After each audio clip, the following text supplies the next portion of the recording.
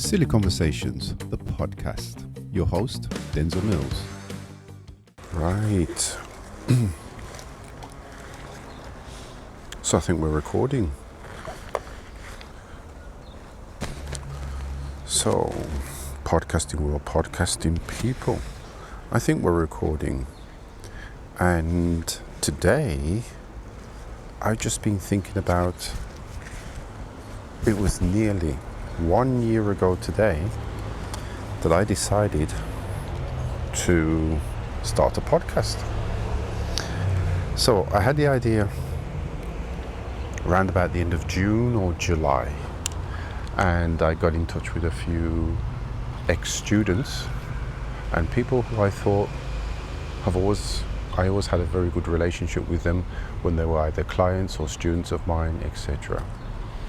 And so contacting them with the suggestion of setting up something which is not about focusing on learning English language, the grammar structures, 65,000 phrasal verbs you can learn in a week, methodologies to learn English better, and all these kind of things. It was just to say there are people, as I've said before, who are doing great work and they're using Spanish or German or Italian as well as English. And the response from these people was also very good, because everyone said, great idea, count on me, and just let me know when you want to record something. So I thought, okay, so that's the first part. Then the second part was, of course, trying to find out what you actually need to do a podcast. Now, you have to remember that with a lot of my clients, students, private students, when they ask me for, how can I say, advice. Remember, advice is singular, it's not advices. Advice is singular. When they ask me for advice about the things they can listen to, the things they can do to improve their listening skills in the time that they have, and I always, from a very long time ago, recommended podcasts. Now, some people have the time, I don't know where they find the time, but some people have the time to... These people speaking very loud. Some people have the time to spend hours and hours watching Netflix. I really don't know where they find the time. But anyway, some people have that time. Other people don't. And I needed something which I thought, what would I do in this situation? Because I really don't watch a lot of Netflix or all these other ones, HBO, etc., Paramount. I do watch a lot of YouTube, and the reason why I do watch a lot of YouTube is because either I use it to learn something, I use it to learn something, or because generally it's about 5, 10, 15, 20 minutes. Sometimes you have some tutorials which are half an hour long, but it's in a time frame that I think is comfortable for me. And so when I used to suggest to clients who asked, I always said, try a podcast, try YouTube. Now, YouTube, obviously you need to be then listening or watching if it's a tutorial or something, or if it's somebody talking about, oh, this woman's shoes are very squeaky. Listen. Oh, the motorbike went past. But she's wearing some squeaky shoes, a little bit like Crocs, but very patterny, lots of patterns, and then they're very, very squeaky. However, back to the point. I shouldn't be doing this outside. I get so distracted. But I kind of get a bit of inspiration when I'm outside. Anyway, back to the point.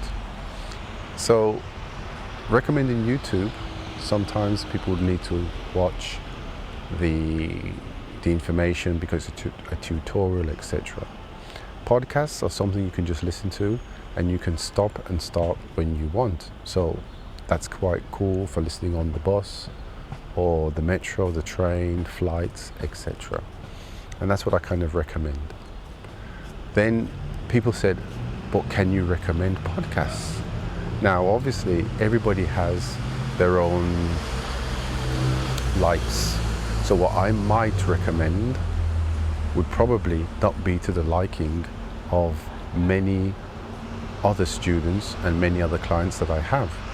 So it's very difficult, and you can go very generic, things like BBC, audiobooks, etc. But again, people want something more specific. They want to know which BBC station and which audiobook do you recommend. And in the end, it was something that I thought, having spoken to a couple of other students, that maybe I should try to do something along the same sort of lines, something that you can just listen to. It has high or low value depending on the time that you have, depending on the effort that you want to put into it. And now I can see a kid coming my way with a ball, and if he starts bouncing that ball, I'm going to bounce that kid so hard into the road you would not. But he started bouncing, but he's far enough away, but not far enough for me to see and pick up the noise. So if you suddenly hear some screaming and shouting, it's me bouncing a kid on the concrete floor into the road. I don't know if you can say this on a podcast, but I'm only saying it. I haven't done it yet. So it was me saying to myself, well, why don't I try and learn how podcasts work and the editing process and what you need to do, and see if I can actually devise something myself, now that I've got a number of people who said they would be more than interested in participating. And so that's how it all started. One of the things I found most difficult in the podcasting things was the editing and trying to get a decent sound. So when you've listened to the first 10 or 12 or maybe more, 15 podcasts, I always had a bit of difficulty trying to get a good quality sound. I think for this next year of podcasting, the kids come back with the ball. For this next year of podcasting, I think I found a solution to the sound thing. So hopefully, with me giving some instructions to my guests about what they need to do from their side, and me learning a little bit more about how to edit and try to get the better sound, or the best sound I can from the recording, I think hopefully it should be a better quality and a more enjoyable listening experience. I sound like a professional, eh? A more enjoyable listening experience, says the man who's sitting outside watching motorbikes go by and threatening to bounce children off the floor. I digress. So let's get back to the point. The other thing which has come up quite a lot is, apart from those people who initially agreed to help, the other wave or the other group of people, all these people are wearing the same hat but very strange.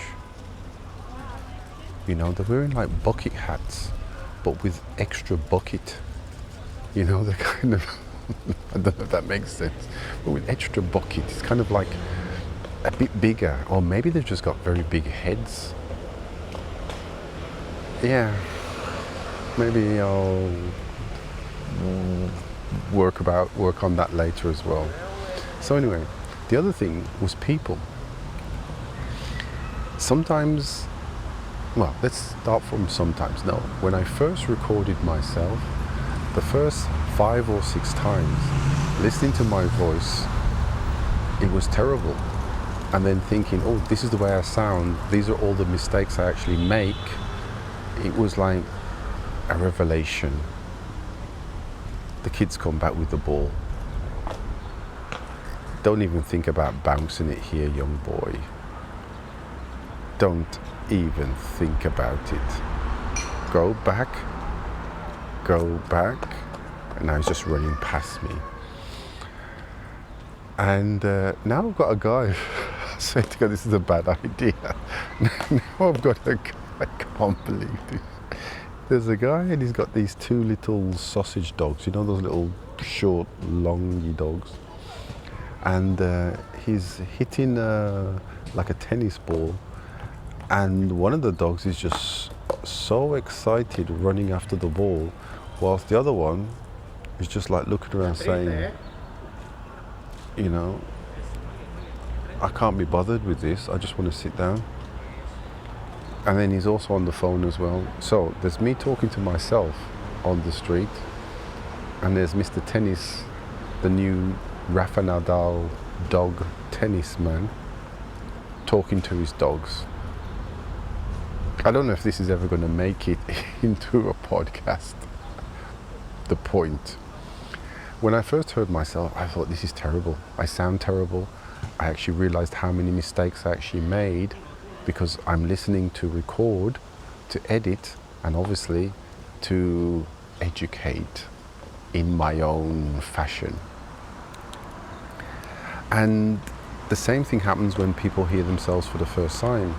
They feel very uncomfortable with actually hearing themselves. Now I try and edit as fantastic as possible. Mr. Bouncy Ball is back with parents, which is going to...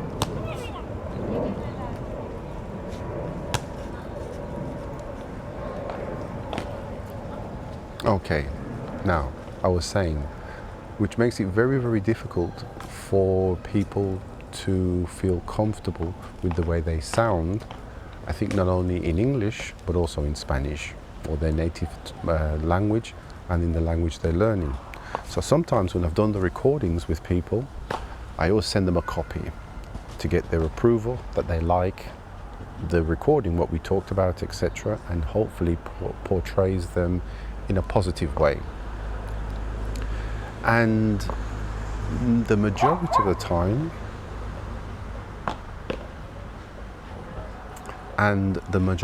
time, people generally say, yes, no problem, go ahead, use the recording. There have been a few times where people have said, no, I really don't feel comfortable, I don't like it, so I've said, no problem, we won't record that show, or we won't use that show. Dogs. I like dogs, but I like quiet dogs. And I like quiet dogs, especially when I'm recording.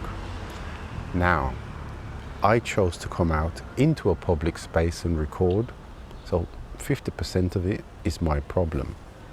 However, if you observe a professional broadcaster sitting on a bench with all the equipment ever needed for an outside broadcast to be fantastic, you would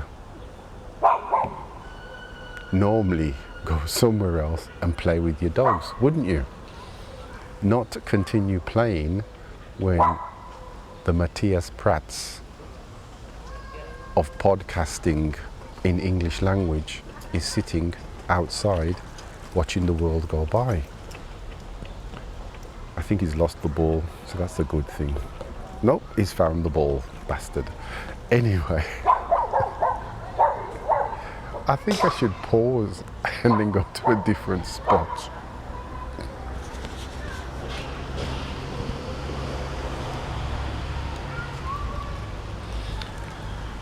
As I was saying,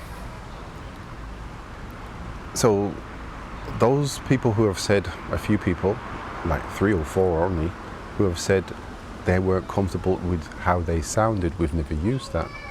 But when other people have expressed some doubts, even though they've given me the okay and they said, oh, I sound a bit strange or I sound a bit robotic, the comments I get from people who've listened to the podcast, like clients or other students, and they'll send me a WhatsApp or they'll comment directly to me in a class or a session, and they say, oh, I really like the way that person sounded. They speak very clear, or they have good vocabulary, or they're very interesting in their job, you know, or maybe even they say, oh, they have a very strange voice, but what they talked about was very interesting, you know, it was very exciting. No one's said exciting. It was very interesting. It was very interesting, that podcast. So really, I think we're always feeling a little bit uncomfortable, especially I think the people who've said no to me are always people who are, I would say, very high professionals, you know. They have a very, some of them have a very public image as well around Valencia and in their particular profession. So I can understand that they have an idea of how they want to be portrayed, and I'm not the person to try to limit that or whatever. But they do have some very interesting things to offer, and I think they add a lot of value, and they can add a lot of value to people who listen.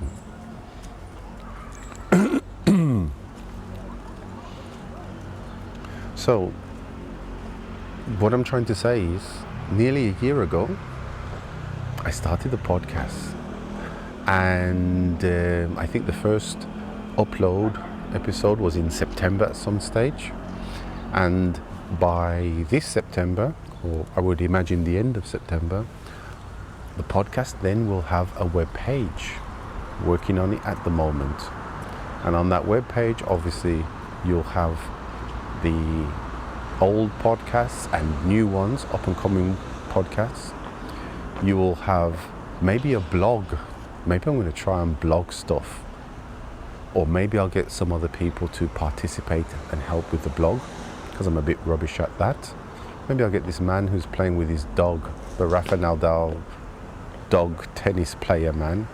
Maybe I'll ask him to blog something. And there's some free stuff, you know, PDFs, links, etc.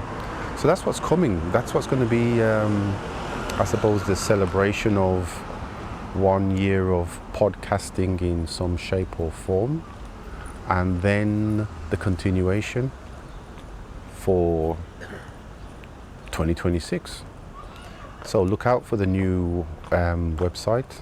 I mean, of course, I'm going to tell you about it 1,000 times when it gets launched. And I would highly recommend you visit Rafa Stop Playing with the Dog. I would recommend you visit the website when it's up. Don't go looking for the website now and say, Denz, can't find the website. There's no website. It's in the process of being built. End of September, beginning of October, it will be live. And you can then look and search and enjoy until your heart is content. Podcasting people, podcasting world, Denzle Mills doing another outside broadcast with Rafa Nadal, dog tennis trainer, and young boy still not bouncing the ball. I think we made eye contact. I'm going to kill that Rafa Nadal dog trainer man. With the young boy, I think we made eye contact, and I think he realizes that, you know, you don't bounce the ball. Now, if I change my position, maybe I can do some staring at the Rafa Nadal dog training. And the dog's still not getting tired. Brings the ball back though, which is quite cool. That's better. The other one just watches. Oh, now there's a baby going past. I think this is the signal for me to kind of like say, stop now. And I'll catch you on the next one. So, podcasting people, podcasting world. Thank you for your attention. Thank you for listening to all the traffic and my threats to children and Rafa Nadal, dog trainer or tennis dog trainer. Until the next time, this was Silly Conversations, out in public with the noise and the people. Oh, now he's moving. Oh, yes. Now, I think they're done. They're finished. They've just gone past me. Ladies and gentlemen, who won? I won.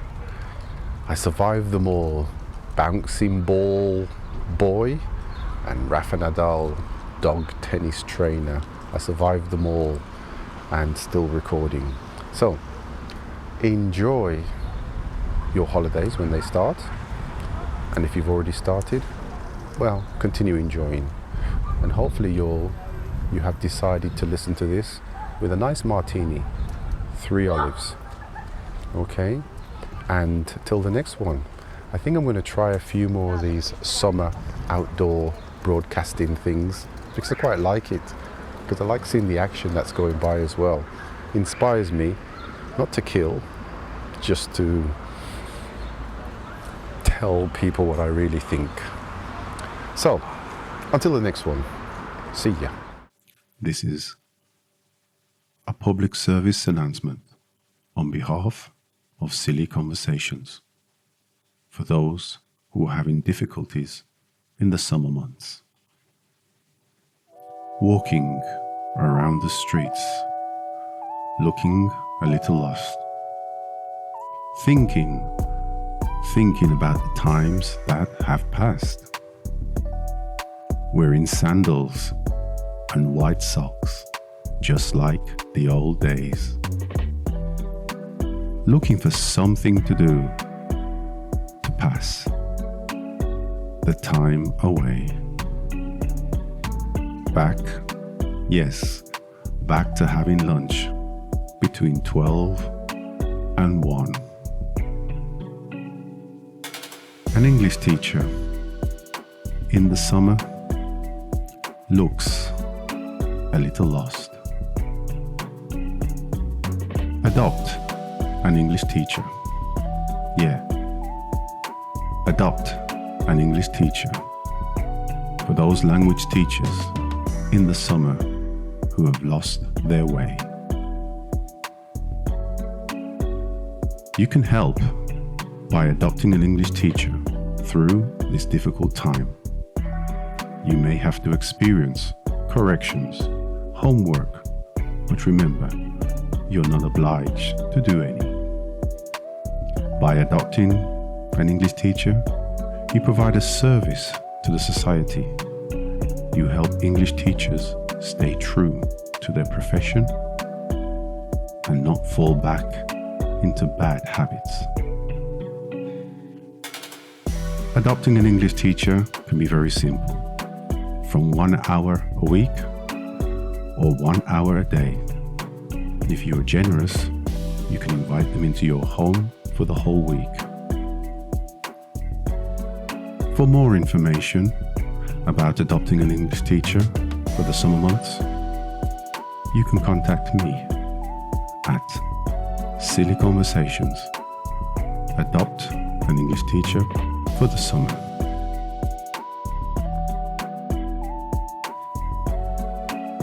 Adopt an English teacher. It's a social obligation.